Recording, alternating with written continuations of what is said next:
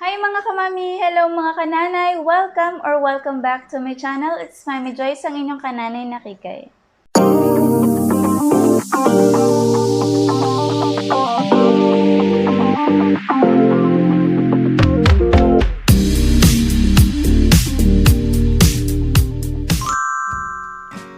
So for today's video, ituturo ko sa inyo kung paano ako mag-serge using my mini sewing machine. Meron ako ditong tatlong klase ng fabrics, which is soft denim, cotton, and neoprene. So dito sa tatlong fabrics na to, may iba't ibang diskarte tayo kung paano natin ito isa-serge. Na-experience ko, hindi sila pare-pareho. Merong mas madaling i-serge, merong namang mahirap. Kasi nga dahil serging nasa dulo siya. May mga fabric na hindi madaling tahiin kapag nasa dulo na yung tatahiin natin. Gagamit tayo ng dalawang klase ng stitches, zigzag and straight line. Mga kamami, ang una natin gagamitin is yung zigzag. Any zigzag dito pwede nyo gamitin, pero I suggest na gamitin nyo yung 11 and 12. Yun yung pinakamaganda at pinaka-accurate gamitin. Pero ako, ang gagamitin ko ngayon is number 7 kasi nagka-problema ako dun sa presser foot ko and sumasabit siya, tumatama siya sa presser foot kapag ginagamit ko yung 11-12. Without any daldal, let's go! So, mag-start tayo dito sa ating cotton. So, I will use number 7. Kailangan muna natin itusok yung needle sa ating fabric bago tayo mag-start. Let's start. So, ayan, meron tayong mga ganyang pagkakataon nangyayari na kinakain ng ating makina yung fabric. Kapag ganyan, mga kamami, ang gagawin lang natin is mag-start over tayo and i-adjust natin yung ating fabric. So, pag ganun, etong ating edge ay medyo ipud lang natin yung fabric natin. Huwag natin isagad dito yung tahi kasi kinakain na nga ng makina. So, yung mga ganun, nangyayari lang naman yun depende sa fabric na ginagamit natin or tinatahi natin. Kung ganun pa rin yung nangyayari sa inyo, dito na lang kayo mag-start sa medyo malayo sa dulo. Ganun ulit, itusok nyo lang muna yung karayom bago kayo mag-start. Let's start again. O, medyo kinakain pa rin siya. Kapag ganun mga kamami, i-ready nyo lang dito, hawakan nyo lang dito sa may dulo, and alalayan nyo na lang yung tela para sumama siya dun sa ngipin dun sa baba. Huwag nyo siyang hihigitin kasi pwedeng makasira din yun ng makina. So, ayan, hindi na siya kinakain.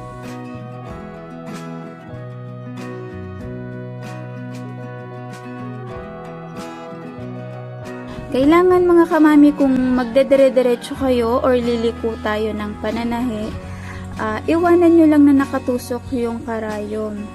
Siguraduhin nyo na bago kayo matapos is nakatusok siya sa tela para hindi mamimisalign yung ating pananahi.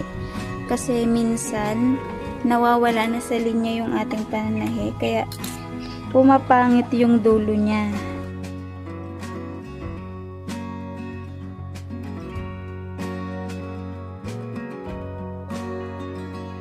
Lift the presser foot and turn your fabric.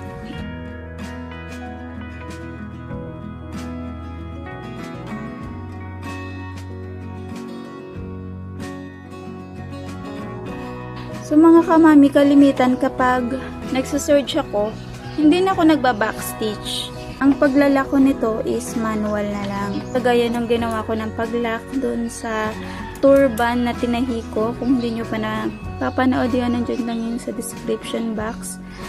Ganito yung ginawa kong paglock dun. I have 2 ways there na ginawa ko kung paano maglock. Ayan. Tinali ko na lang yung dulo.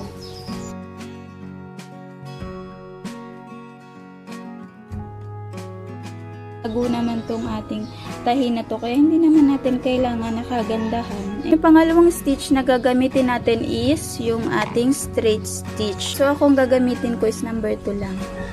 Yung straight stitch natin is sa loob siyang part natin ilalagay, hindi dito sa dulo.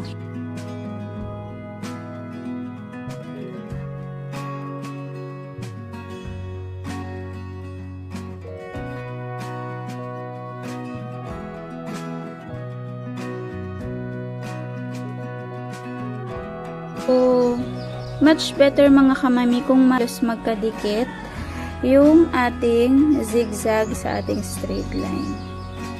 Ayan. So, dito ulit tayo mag-start.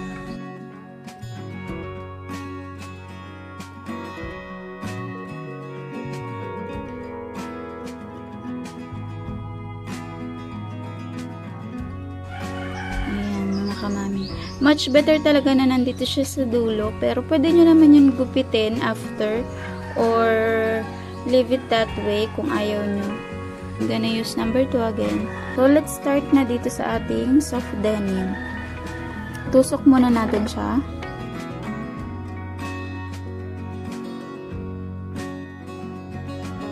So, you can use back stitch if you want.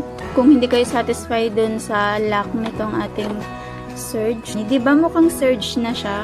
Parang galing na talaga dun sa makina ng serger. Ayan. Mas maganda talaga ang tingnan kapag nakadikit yung ating straight stitch dun sa zigzag stitch natin. Ayan. Tingnan natin sa likod. Ganyan din siya.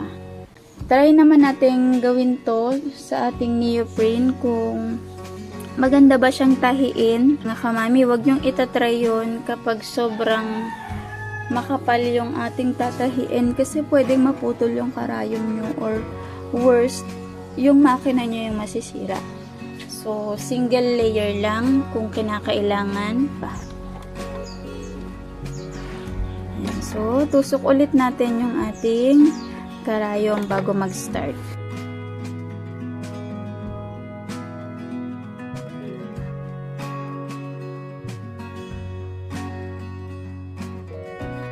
Okay naman siyang tahiin.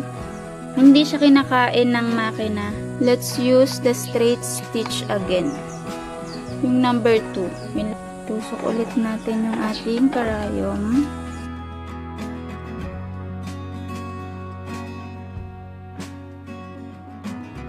So, eto na mga kamami. Ayan.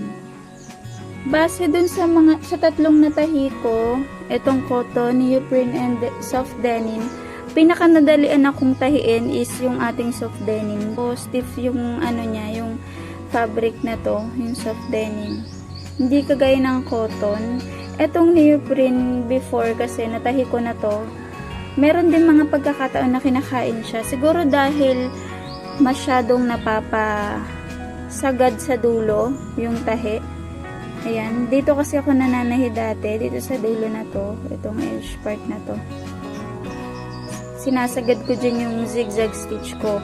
So, doon na kinakain ng makina yung tela. Kaya, ang ginagawa ko pagka ganon, iniipod ko lang ng konti, pinapasok ko ng konti yung zigzag stitch ko. So, yung mga ganong techniques mga kamami, merong mga binabagayan nyo na fabrics. So, depende na yun sa inyo. Kaya, mas maganda mga kamami, maitry nyo to sa different types of fabrics. That's all for today. Sana nagustuhan nyo yung video na to and may natutunan kayo sa video ko ngayon. Disclaimer muna mga kamami, hindi po ako professional. Ito pong sinishare ko sa inyo is based on my studies lang, mga trials and errors na nakakakuha naman ako ng konting techniques, mga alternatives, adjustments na pwede kong i-share sa inyo as nanay, as beginner or amateur na kagaya ko when it comes to sewing. Ayan. Kung nagustuhan nyo yung video natin ngayon mga kamami, don't forget to like and share this video and please subscribe to my channel. Click nyo na rin yung bell button para maging updated kayo every time na may upload ako. Thank you for watching and see you on my next video. Bye-bye!